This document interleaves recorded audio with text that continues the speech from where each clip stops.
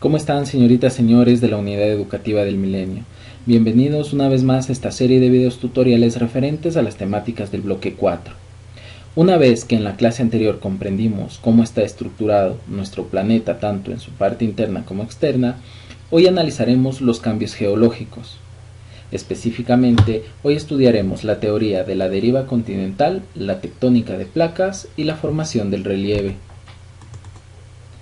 La teoría de la deriva continental es una teoría que nos dice que en algún momento todos los continentes de la Tierra estuvieron unidos en un solo punto.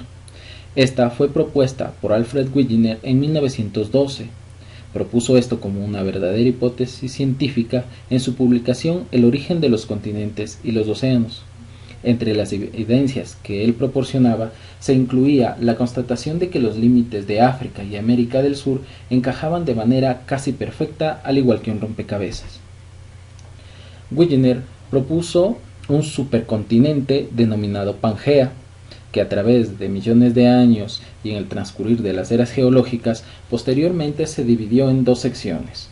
Al norte, la Eurasia, conteniendo las secciones que hoy conocemos como América del Norte, Europa y Asia, y una sección sur denominada Gondwana, en la que se incluían continentes como América del Sur, África y Oceanía. Continuó el avance del tiempo hasta que en la actualidad se originaron los continentes como los conocemos el día de hoy. Lamentablemente, Wegener no tuvo el sustento científico necesario para explicar cómo los continentes se movían.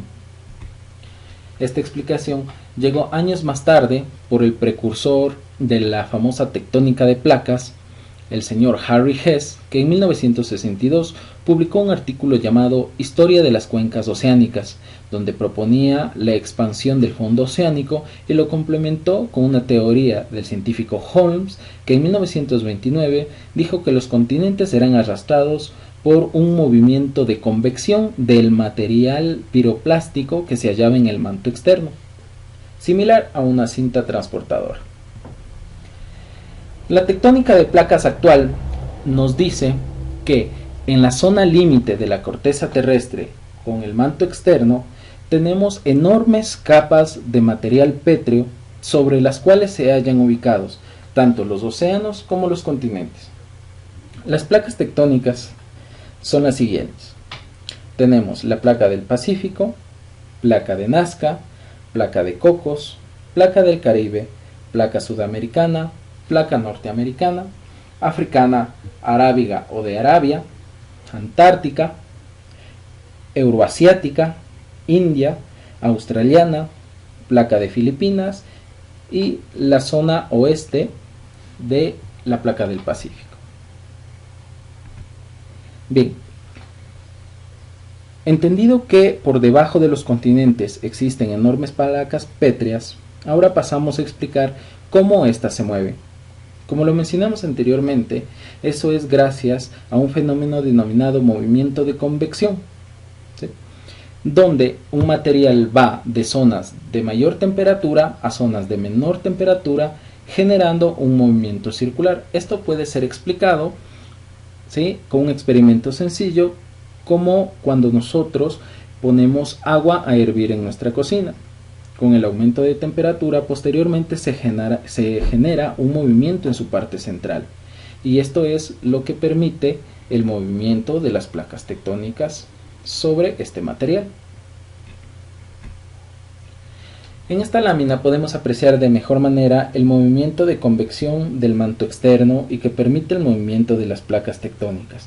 Como podemos apreciar, ¿sí?, abarca enormes distancias a nivel terrestre, lo cual permite el movimiento de todas estas zonas pétreas que están por debajo de la zona oceánica y continental. Formación del relieve. Entendido que las placas tectónicas tienen movimientos, vamos a analizar cuáles son sus movimientos. En primer lugar, las placas tectónicas pueden tener un movimiento de convergencia, es decir, de choque. Y en algunos casos puede ser un choque que genera una subducción, es decir, el hundimiento de una de las placas. Este movimiento de convergencia, de subducción, ¿Puede tener efectos sobre el relieve de la Tierra? Sí, generando dos fenómenos. El primero, la orogénesis o la formación de las cadenas montañosas, como es el ejemplo de los Alpes y los Andes. Y la epeirogénesis o movimiento de los continentes.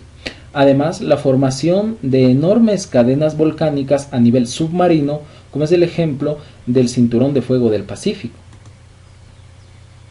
Los movimientos epirogénicos o movimientos a nivel continental pueden ser generados de dos maneras. Una, en el choque de convergencia de dos placas oceánicas, ¿sí?, como podemos apreciar en esta lámina. Ese es el ejemplo de la formación de nuestras Islas Galápagos, ¿sí?, que al tener una gran actividad volcánica, el material que es expulsado en las erupciones posteriormente se enfría en el agua y origina estas islas, ¿sí? Otro ejemplo de movimiento pirogénico es la convergencia de una placa oceánica y una continental, generando fosas o una especie de cadenas de levantamiento de tierra a nivel litoral en los continentes. Y lo que ya habíamos mencionado anteriormente, efectos orogénicos, es decir, la formación de enormes cadenas montañosas. Las placas tectónicas también tienen un movimiento de divergencia o de separación. Esto principalmente se ve a nivel del lecho oceánico y es lo que trataba de explicar el señor Hess, ¿sí?, que las placas tectónicas al separarse generaban nuevo suelo o nuevo fondo oceánico. Esto hoy lo podemos explicar ya que cuando las placas se alejan por el movimiento de divergencia, el material contenido en el manto externo sale, se enfría y va formando estas enormes estructuras que nosotros denominamos dorsales oceánicas, que las podemos apreciar a nivel mundial en esta imagen. Cuando el choque es demasiado fuerte puede generar un movimiento de transformación. Ese en cambio es el ejemplo de la falla de San Andrés, ¿no?, que puede ser vista inclusive desde el espacio, que es un enorme movimiento a nivel de corteza terrestre, ¿sí?, y que se haya contenido en la costa oeste de Estados Unidos, en California. Bien chicos, para la exposición de este trabajo se ha trabajado con el libro de Ciencias de la Tierra de Tarbuk, ¿sí? Les recuerdo también que anexo, y para que usted pueda desarrollar un resumen en su cuaderno, un organizador gráfico, le dejo un documento anexo más sencillo también. Por favor, complete el cuestionario de esta clase, suscríbase a mi canal de YouTube y eso sería todo. Muchísimas gracias jóvenes, hasta la próxima.